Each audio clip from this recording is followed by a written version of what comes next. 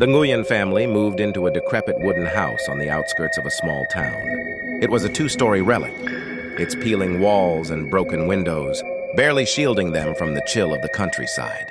The first night was eerily quiet, the kind of silence that pressed against their ears like a weight. But by the second night, a sound broke the stillness. Slow, deliberate footsteps creaking on the attic floorboards above. Hui, the father, dismissed it as the house settling. But every night, the footsteps returned, pacing back and forth, as if someone or something was restless above. Lin, the mother, grew uneasy, clutching their son, Min, who refused to sleep alone. One stormy night, the family gathered in the living room. The soft yellow light from an old lamp flickered as the footsteps above grew louder, more insistent. Lin clutched Min tightly, her knuckles white. Hui stood at the foot of the creaky staircase, gazing up into the suffocating darkness. "I'll check," he muttered, his voice betraying his nerves. As he ascended, Lin and Min watched from below, their eyes wide. The attic door was slightly ajar, a draft slipping through. Hai pushed it open, and dust spiraled in the dim moonlight that filtered through a single cracked window.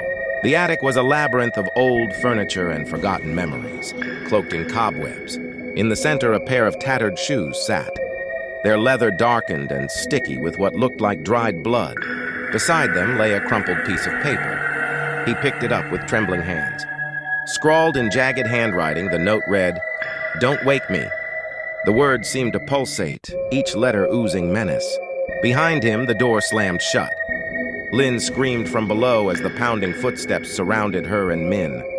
Suddenly, Hai's shadow flickered against the staircase wall.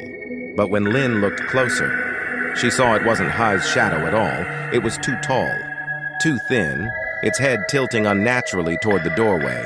Upstairs, Hai turned to see a figure emerging from the darkness, a man-like silhouette, its face obscured except for two glowing red eyes.